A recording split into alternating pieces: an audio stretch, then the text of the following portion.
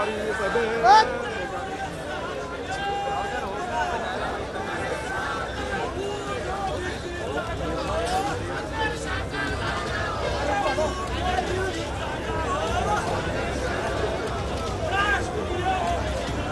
दृश्य आपण पाहतोय. मंत्री अतुल सावे हे ओबीसी आंदोलन स्थळी सध्या पोहोचलेले आहेत.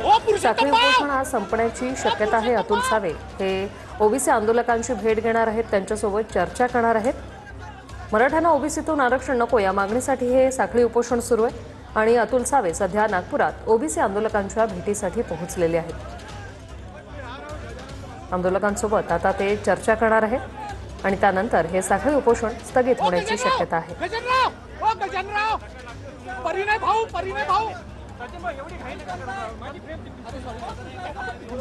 नागपुरातली दृश्य आपण पाहतोय. गेल्या काही दिवसांपासून ओबीसी आंदोलक जे आहेत ते साखळी उपोषणासाठी बसले होते. प्रमुख मागणी मराठ्यांना ओबीसीतून आरक्षण नको ही होती आणि त्यासाठी हे साखळी उपोषण सुरू होतं. सध्या भाजपचे आमदार अतुल सावे हे नागपुरात ओबीसी आंदोलकांची भेट घेतात. मंचावर जाऊन ते ओबीसी आंदोलकांसोबत सध्या चर्चा करतात, त्यांची विचारपूस करतात. हे दृश्य आपण पाहतोय.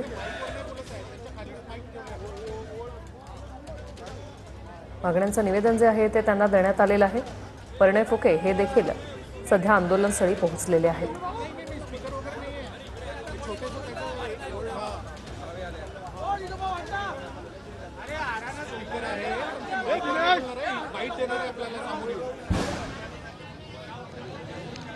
नागपुरात ओबीसी आंदोलकांचं हे साखळी उपोषण आणि या उपोषणस्थळी अतुल सावे आणि परिणय फुके देखील पोहोचलेले आहेत. ओबीसी आंदोलकांकडून सध्या मागण्यांचं निवेदन जे आहे ते त्यांना देण्यात आलेलं आहे. आज अतुल सावे त्यांच्याशी चर्चा करणार. याची जबाबदारी अतुल सावे यांच्यावर देण्यात आलेली आहे आणि आज अतुल सावे हे ओबीसी आंदोलकांची भेट घेऊन हे साखळी उपोषण स्थगित करतात का हे पाहणं महत्त्वाचं असणार आहे. हॅलो हॅलो हॅलो हॅलो, अरे चालू करा माईक माईक माईक हे श्रीकांत माईक पे माईक हॅलो दुसरा दे म्हणा. हॅलो नाही ना दे ना म्हणा. हॅलो हॅलो हॅलो जय ओबीसी. मराठा आंदोलनाला विरोध करण्यासाठी ओबीसी आंदोलकांकडून संविधान चौकात हे महामानवांना विनम्र अभिवादन. जरा मागे शांतता ठेवाल का? घ्या भाऊ. अरे ने भाऊ घ्या टोपी घ्या. एक टोपी द्या. मित्रांनो, टोपी घ्या. मागील 6 दिवसापासून राष्ट्रीय ओबीसी महासंघ आपल्या 14 मागण्या घेऊन या ठिकाणी साखळी उपोषण करीत आहे आणि जी महत्वाची मागणी आपली होती की कुठल्याही परिस्थितीमध्ये ओबीसीच्या आरक्षणाला धक्का लावू नये आणि सरसकट कुणबी जातीची प्रमाणपत्र निर्गमित करण्यात येऊ नये. मी या ठिकाणी आपल्या सर्वांच्या समक्ष जबाबदारीपूर्वक माननीय मंत्री महोदय, माननीय आमदार अतुलजी सावे या ठिकाणी आलेले आहे. आमदार परिणय फुके साहेब या ठिकाणी आलेले आहेत. आमदार चरणसिंग ठाकूर साहेब या ठिकाणी आलेले आहे. खासदार माजी खासदार महात्मे साहेब या ठिकाणी आहे. संजीव बेंडे आणि सर्वांचेच नाव मी घेऊ शकतो. आमचे शहराचे भाजपचे अध्यक्ष दयाभैया तिवारीजी या ठिकाणी आलेले आहेत. असंख्य लोक आहेत. यांच्या समक्ष या सर्वांचं स्वागत करतो आणि सावे साहेब, मी जबाबदारीपूर्वक वक्तव्य करतो की परवा जो सरकारने शासन निर्णय काढलेला आहे त्याचं संपूर्णतः अवलोकन केलं, वाचन केलं. आम्ही कायदे तज्ञांशी सुद्धा सल्ला केला आणि सर्व शेवटी आम्ही या निर्णयावरती आलेलो आहोत की 2 वर्षापूर्वी सरकारने जो आम्हाला शब्द दिला होता त्या शब्दाप्रमाणे या शासन निर्णयाने सुद्धा ओबीसीच्या आरक्षणाला कुठेही धक्का लागलेला नाही आणि सरसकट कुणबी प्रमाणपत्र देण्याची सुद्धा कुठेही कसलीही तरतूद त्या शासन निर्णयामध्ये नाही। आणि मी पुन्हा एकदा या राज्याचे माननीय मुख्यमंत्री देवेंद्रजी फडणवीस यांचं आम्हा सर्व ओबीसी समाजातर्फे हार्दिक अभिनंदन करतो, स्वागत करतो। राज्याचे दोन्ही उपमुख्यमंत्री माननीय आमदार एकनाथजी शिंदे, अजितदादा पवार, आमच्या विभागाचे मंत्री माननीय अतुलजी सावे साहेब, आपल्या जिल्ह्याचे पालकमंत्री बावनकुळे साहेब, परिणयजी फुके साहेब, चरणसिंग ठाकूर साहेब, या सर्वांचं मनापासून अभिनंदन करतो आणि त्यांचे आभार सुद्धा मानतो। परंतु ज्या 14 मागण्या घेऊन आम्ही हे आंदोलन करीत होतो त्याच्यातली आमची आता दुसरी मागणी आहे की साहेब, आपल्या माध्यमातून आम्ही सरकारला विनंती करतो की या विदर्भामध्ये 95% ओबीसी हा शेतकरी आहे आणि या वर्षी खूप अतिवृष्टी आमच्या विदर्भामध्ये झालेली आहे आणि शेतकरी हवालदिल झालेला आहे।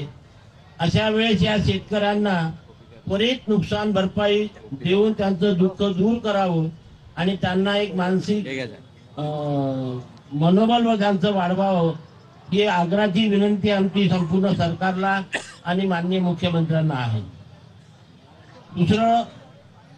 तिसरी मागणी आमची आहे की मागच्या वर्षीपासून सरकारने सर्व मुलींना 100% व्यावसायिक अभ्यासक्रमामध्ये शिष्यवृत्ती लागू केली आहे। तर आपण कुठल्याही प्रकारचा लिंगभेद या महाराष्ट्रामध्ये करत नाही। स्त्री आणि पुरुष एकच आहे ही भावना प्रत्येक लोकप्रतिनिधींची असते। म्हणून ज्याप्रमाणे मुलींना 100% शिष्यवृत्ती लागू केली त्याच धर्तीवरती मुलांना सुद्धा 100% शिष्यवृत्ती लागू करण्यात यावी ही आमची तिसरी मागणी आहे। चौथी मागणी, गुणवंत मुलामुलींना परदेशात शिक्षण घेण्याकरता जाण्याकरता फक्त या 60% ओबीसीच्या मुलांकरता 75च विद्यार्थी संख्या ठरवली, जी लोकसंख्येच्या तुलनेमध्ये फार कमी आहे आणि म्हणून ती संख्या 75 वरून 200 तरी मिनिमम करण्यात यावी ही आमची या ठिकाणी विनंती आहे। त्यानंतर सर, आपण स्वतः महाज्योती या संस्थेचे अध्यक्ष आहात। ओबीसी समाजातील गोर गरीब भूतकरू विद्यार्थ्यांना JEE नीट पासून तर UPSC MPSC विविध स्पर्धा परीक्षांचं प्रशिक्षण या संस्थेमार्फत दिले जाते। PhDच्या पोरांना फेलोशिप सुद्धा दिली जाते आणि म्हणून या संस्थेला जो निधी आहे तो निधी फारच कमी उपलब्ध करून दिला जातो। कमीत कमी सध्याची तरतूद जर लक्षात घेतली तर 1000 कोटी रुपयाची गरज आहे। हा निधी लवकरात लवकर आपण उपलब्ध करून द्यावा। त्यासोबतच 3 वर्षापासून PhD फेलोशिप वाले जे पोरं आहे त्यांची 126 कोटी रुपयाची थकबाकी बाकी आहे, ती पण आपण त्वरित द्यावी। आणि बार्टी आणि सारथीमध्ये जे वेगवेगळे प्रशिक्षण देण्याची कामं त्याच समाजातील गोरगरीब होतकरू विद्यार्थ्यांना दिली जाते, तशाच प्रकारची तरतूद महाज्योतीमध्ये सुद्धा आपण करावी आणि महाज्योतीची विविध प्रकारची कामं हे ओबीसी प्रवर्गातील युवकांना जर आपण दिली तर युवकांना चांगल्या प्रकारची कामं त्या ठिकाणी मिळू शकतात। त्याच्यानंतर म्हाडा आणि सिडको मध्ये मागे आपली चर्चा झाली होती।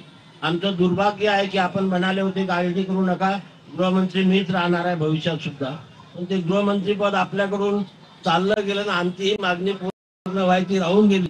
तरी आपण पुन्हा पुढाकार घेऊन माननीय मुख्यमंत्री आणि मला वाटते आता सध्या साहेबांकडे ते खातं आहे त्यांच्याशी रिक्वेस्ट करून आम्हाला ही लागू करून द्यावे। मी आपल्याला आणि परिणय दादाला मुख्यमंत्र्यांचे सुद्धा बोललेलो की नागपूरमध्ये 2 वसतिगृह खाली पडलेले आहेत। उत्सव तंत्र शिक्षण विभागाच्या अखत्यारीत ते वसतिगृह आहेत.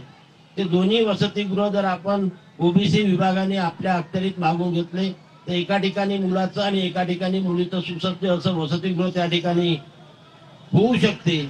आपण ज्या ठिकाणी बसलेलो आहे त्याच्या बाजूलाच म्हणजे 0 माईलला एक वसतिगृह आहे आणि सुभाषनगरला एक वसतिगृह आहे. तर हे दोन्ही वसतिगृह आपण करावे.